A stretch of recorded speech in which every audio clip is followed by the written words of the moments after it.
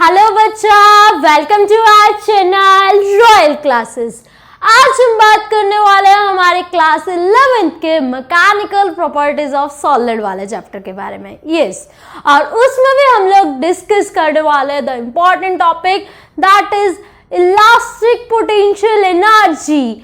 अभी तक हम लोग पढ़े कि भाई स्ट्रेस, स्ट्रेन, अब उस जो वायर या जो भी हम इलास्टिक बॉडी लेकर चल रहे हैं उस वायर के अंदर हमने कंसीडर कर लिया एक वायर है जिसकी लेंथ L है और कोई ना कोई हमने माना एरिया है।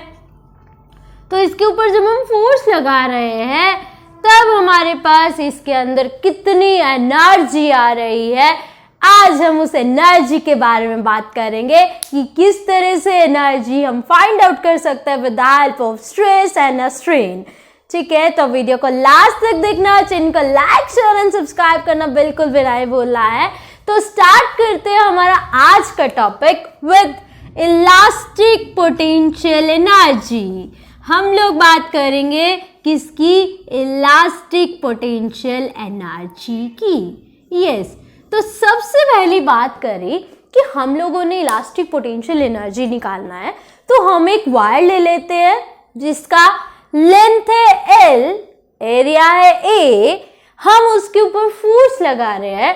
जब भी हम किसी भी के ऊपर फोर्स लगाते हैं तो मतलब हम लोग क्या कर रहे हैं? We are doing work done. यही होता है ना भाई, हम लोग फोर्स लगा रहे हैं मतलब हम कोई ना कोई काम कर रहे हैं क्योंकि उसके अंदर कोई ना कोई डिस्प्लेसमेंट होएगी। वर्क एनर्जी पार्ट ने हमें वर्क का यही बताया था। जिसने भी वर्क एनर्जी पार्ट अभी तक नहीं देखा है आई बटन को क्लिक करें, आपके पास पूरे 11th क्लास की प्लेलिस्ट है, आप सारे चैप्टर्स को वहां से क्लियर कर सकते हैं। तो क्या बोला हमारे पास यहाँ पर वर्क डन हो रहा है। ये वर्क डन हमारे पास किसके इक्वल होता है? फोर्स इनटू में डिस्प्लेसमेंट। कितनी जो फोर्स लगाने के बाद ये जो लेंथ है वायर की वो डिस्प्लेस हुई है, कितनी इंक्रीज हुई है, हमने मान लिया डेल्टा L इंक्रीज हुआ है।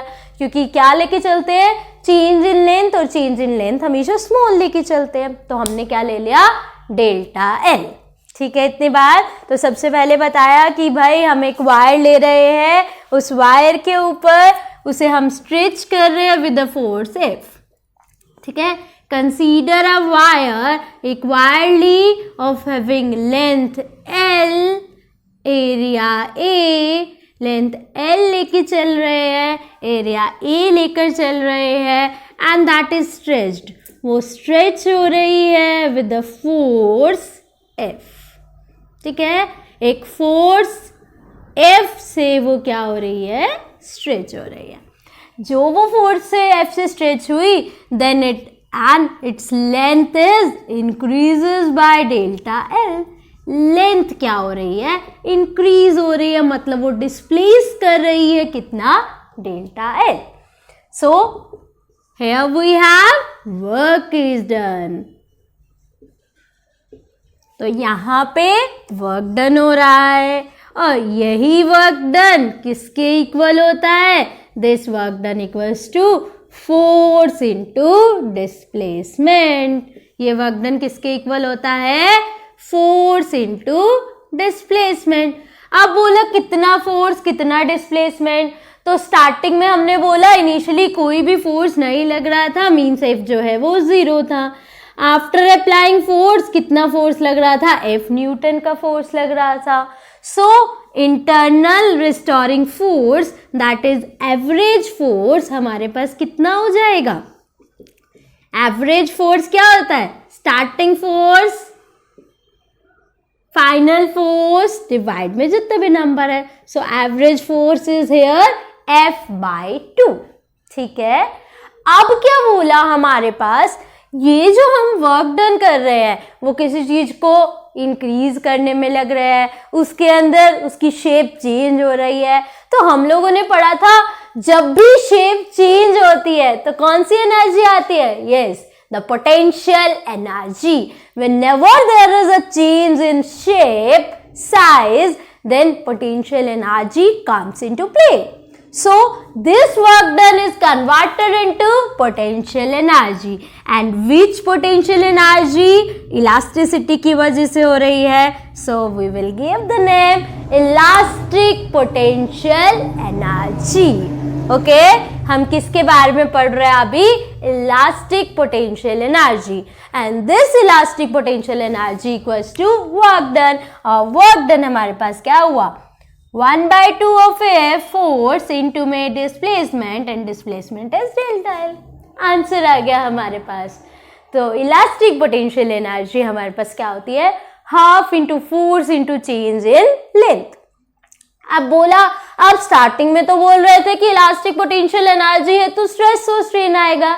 तो हम अब स्ट्रेस और स्ट्रेन को इसमें लाने के लिए we will divide it with area into में लेंथ. एरिया इंटू लेंथ से हम मल्टीप्लाई कर देते हैं और एरिया इंटू लेंथ से ही हम डिवाइड कर देते हैं. ठीक है, क्या कर रहे हैं हम लोग? एरिया इंटू लेंथ से मल्टीप्लाई कर रहे हैं एरिया इंटू लेंथ से. सेम चीज से मल्टीप्लाई, सेम चीज से डिवाइड. मैथमेटिक्स में कुछ इफेक्ट नहीं पड़ता. We will apply simple mathematics. तो अभी क्या बन गया ये? 1/2 of F by A delta L by L into A into L. F by A तो क्या होता है? Yes, you are restoring force per unit is known as stress. बिल्कुल स्टार्टिंग में हमने पढ़ा था force per unit area is known as stress and delta L by L is known as strain. तो 1/2 स्ट्रेस इंटू स्ट्रेन इंटू में volume. Area into length क्या होता है? वॉल्यूम. तो ये हमारे पास क्या आ गई? Elastic potential energy. This is known as elastic potential energy. अगर मुझे इलास्टिक पोटेंशियल एनर्जी की डेंसिटी निकालनी हो तो डेंसिटी हम लोग डिनोट करते हैं स्मॉल यू से. Elastic potential energy density. Density निकालना है तो क्या हो जाएगा? Energy per unit volume. किसी भी की डेंसिटी कैसे निकालते हैं? Simple density mass per unit volume. यहां हम लोग क्या फाइंड आउट कर रहे हैं? Energy density. So the formula is energy per unit volume. ठीक है, तो अभी हमारे पास अपॉन में वॉल्यूम यहां आ गया. तो वॉल्यूम से volume cancel. The answer is 1/2 into stress into strain. ठीक है, this is what? This is our elastic potential energy density. Energy density ये था इलास्टिक पोटेंशियल एनर्जी. और स्मॉल यू हमारे पास क्या होता है? डेंसिटी. ठीक है, फिर हम लोग एक और चीज कर सकते हैं. इसको और कन्वर्स करना है तो स्ट्रेस बाय स्ट्रेन हमारे पास क्या होता है? What do mean by stress by strain? The young modulus, the modulus of elasticity. तो हम लोग क्या कह देते हैं? यहां से हम लोग कर देंगे इसको और मॉडिफाई करना है तो करिए, क्योंकि बिना मॉडिफिकेशन के लिए भी तो काम हो रहा है. तो आंसर आ गया that U equals to 1/2 stress into strain into volume. This is our elastic potential energy, and elastic potential energy density is what? It is a small u, and this small u is equals to 1/2 into stress into strain. ठीक है, energy density हमारे पास simple stress into strain by 2 होता है. और अब मुझे क्या करना है? इसको चेंज करना है. चेंज करना है तो we will have the formula stress by strain. Yes, the stress by strain is known as Young's modulus, है ना. तो यंग मॉडुलस का फॉर्मूला क्या हो जाएगा? Young's modulus into strain is equals to stress. तो हम लोग इसको और चेंज करके लिख सकते हैं कि अगर मुझे स्ट्रेस को चेंज करना है, स्ट्रेस मुझे गिवन नहीं है, तो मैं क्या कर दूंगी? यंग मॉडुलस वाला फॉर्मूला पुट कर देंगे. तो फॉर्मूला क्या बन जाएगा? u, स्मॉल u निकाल रहे हैं अभी हम लोग. 1/2 y into strain means strain square. Answer आ गया. This is the energy density in a wire. एक वायर के अंदर एनर्जी डेंसिटी कितनी होती है? तो half Young's modulus into strain square. ठीक है, तो ये हमने क्या फाइंड आउट किया, elastic potential energy in a string in a wire, एक वायर के अंदर कितनी पोटेंशियल एनर्जी जो है वो हो सकती है। ठीक है, इसके बाद यहां से हमारे पास एक रेशियो आता है and that ratio is known as Poisson's ratio. ठीक है, वो रेशियो क्यों आया, तो बोला जब हमने फोर्स लगाया ना तो हमने क्या देखा, लेंथ तो क्या हो रही थी, इंक्रीज हो रही थी। ठीक है, व्हेन वी अप्लाई फोर्स तो दो चीजें हो रही थी। फर्स्ट चीज हो रही थी क्या, लेंथ तो हो रही थी इंक्रीज, बट इसी के साथ साथ सबने लेंथ इंक्रीज तो देख लिया, पोटेंशियल एनर्जी भी निकाल दी, बट हमने जब आगे देखा तो क्या देखा, जब लेंथ इंक्रीज हो रही थी तो रेडियस क्या हो रहा था, डिक्रीज हो रहा था। यस, कभी भी आपने देखा हो, नॉर्मली हम लोग ह्यूमन बॉडी के अंदर भी एक क्राइटेरिया होता है इलास्टिसिटी वाला। कैसे, किसी की अगर लेंथ एकदम से बढ़ती है, जैसे बच्चा छोटा है तो उसकी लेंथ बढ़ती है, जैसे ही उसकी लेंथ बढ़ती है वैसे वैसे उसका जो रेडियस है, मतलब उसका जो साइज है वो कम होता जाता है ना। वो बच्चा पतला होता जा रहा है और लेंथ उसकी बढ़ती जा रही है, तो ऐसे बोलते हैं अभी इसकी लेंथ बढ़ रही है ना, दैट्स वाई ये पतला है। तो वैसा ही सेम इसमें हुआ, लेंथ बढ़ा तो रेडियस क्या होता जा रहा था, कम होता जा रहा था, है ना। तो बेसिकली डेली लाइफ की चीजें भी अगर हम देखें तो कहीं ना कहीं हमारे फिजिक्स अप्लाई हो रहा है, तो हम लोग हमेशा फिजिक्स के उससे सोचेंगे। अगर कोई ये लाइन बोल रहा है ना किसी को भी देखकर, तो हम लगेगा कहेंगे कि हाँ ये तो हमारे पास इलास्टिसिटी में भी होता है, पॉइजन रेशियो भी इसी वजह से आता है। पॉइजन रेशियो क्या कहता है कि लेंथ तो इंक्रीज हुआ तो मतलब there is a longitudinal strain is there delta L by L, change in configuration upon my original configuration. Radius decrease हुआ है, हमने माना डेल्टा ए आर डिक्रीज हुआ है, तो ये क्या आ जाएगा, डेल्टा आर बाय आर। इस स्ट्रेन का नाम क्या हो जाता है, लेटरल स्ट्रेन, क्योंकि एरिया से आ रहा है so it become lateral strain, है ना। अब बोला वो इंक्रीज हो रहा था, ये डिक्रीज हो रहा है, फॉर्मूला तो आपने ऑलमोस्ट सेम सा लिख दिया, कैसे पता चलेगा इंक्रीज या डिक्रीज। तो बोला जब भी अपोजिट डायरेक्शन में काम होता है तो फिजिक्स का फंडा हम लोग याद रखते हैं, वो क्या कहता है, सिर्फ आप क्या लगा दो, नेगेटिव लगा दो, ये नेगेटिव शो करके दे देगा कि वो चीज डिक्रीज हो रही है। ठीक बात। फिर आया हमारा Poisson ratio, and this Poisson ratio is known as sigma. इस पॉइजन रेशियो का नाम क्या है, सिग्मा। और सिग्मा हमारे पास क्या होता है, sigma is what, lateral strain upon में longitudinal strain. Lateral strain upon में लॉन्गिट्यूडनल स्ट्रेन को हम लोग क्या नाम दे देते हैं, sigma, and this sigma is known as Poisson's ratio. ठीक है, अब स्ट्रेन बाय स्ट्रेन है तो there is no unit, no dimension, unitless dimensionless quantity, एक और मिल गई आप लोगों को, पॉइजन्स रेशियो। ठीक है, लेटरल स्ट्रेन अपॉन में लॉन्गिट्यूडनल स्ट्रेन। अभी क्या बोला, जब हम इसकी वैल्यू नोट डाउन कर रहे थे तो प्रैक्टिकली इसकी वैल्यू जब हम देख रहे थे तो वो 0 से 0.5 के बीच में ही वेरी करती है, बस 0 to 0.5 के बीच में वेरी करती है। बट थियोरेटिकल क्योंकि माइनस को भी हम लेकर आ रहे हैं सो इसकी वैल्यू -1 से 0.5 तक हम बोल देते हैं। थियोरेटिकल में इस तरह से वेरी करती है, बट प्रैक्टिकली एक्चुअल में ये 0 से 0.5 वैल्यू तक ही चेंज आता है सिग्मा में, और ज्यादा कुछ बहुत बड़ा चेंज नहीं आता है। इसको हम लिख देंगे minus delta R by R delta L by L. इस पूरे को हम क्या नाम दे देते हैं, पॉइजन्स रेशियो।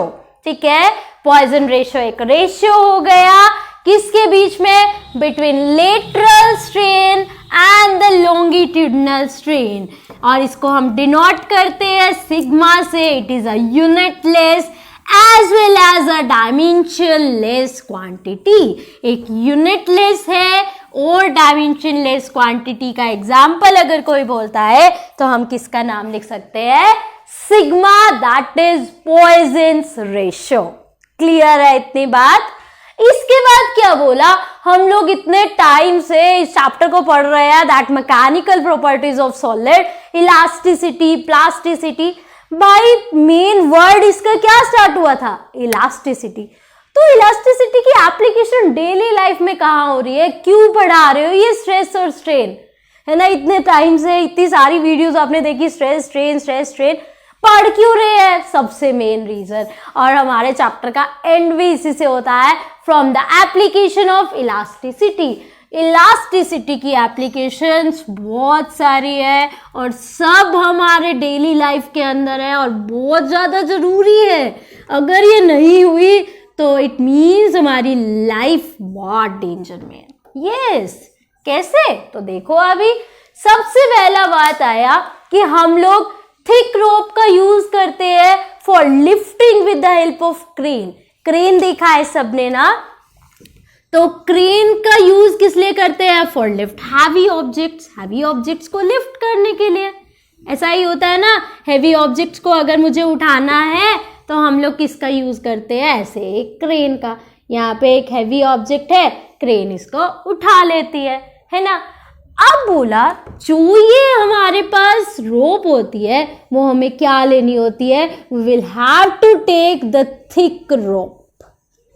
ठीक है, एक थिक रोप लेनी है और वो रोप का डायामीटर, रोप की थिकनेस कुछ इस तरह से हमने असाइन करनी है कि ये जो मैक्सिमम हमारा लोड है, ठीक है, जो लोड है वो does not break the rope, इस ब्रेक को ना जो है रोप को ब्रेक ना करे।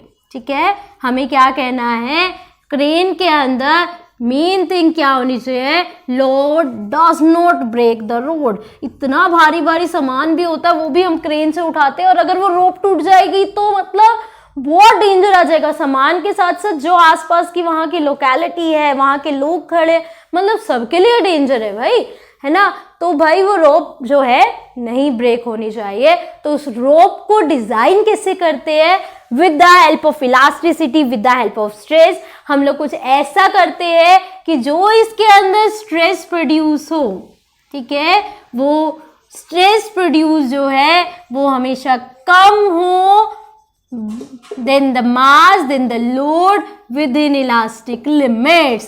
इलास्टिक लिमिट्स को देखते हैं और ऐसा उसका स्ट्रेस लेते हैं कि स्ट्रेस जो है वो कम प्रोड्यूस हो विद रिस्पेक्ट टू दिस। उसका एरिया, उसका फोर्स हम लोग सब कैसे मेजर करते हैं, स्ट्रेस निकाल कर।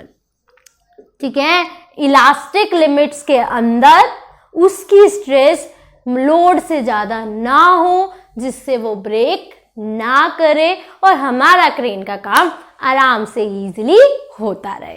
ठीक है, पहला यूज। दूसरा यूज आया ब्रिजेस का।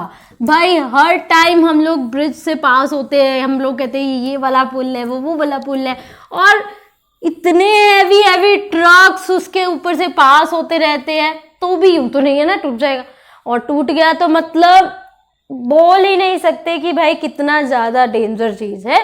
तो वो ब्रिजेस जो बनाते हैं वो भी किसकी हेल्प से बनाते हैं, with the help of elasticity. उनके अंदर इतना लोड ऑक्यूपाई करने के लिए हम लोग कर देते हैं कि वो इतना लोड ऑक्यूपाई कर सके, उसकी इलास्टिसिटी इतनी ज़्यादा इंक्रीज हम करके रखते हैं। ठीक है, पर जैसे जैसे बहुत टाइम बीतता जाता है हम देखते हैं ब्रिज जो है वो ख़राब होते जा रहे हैं। ओल्ड ब्रिजेस जो हम कहते हैं वो उनकी बार बार टाइमली जो है हम कहते हैं कि भाई उनकी केयर करनी है। तो रीज़न क्या है, क्योंकि उनकी इलास्टिसिटी कम होती जाती है टाइमली।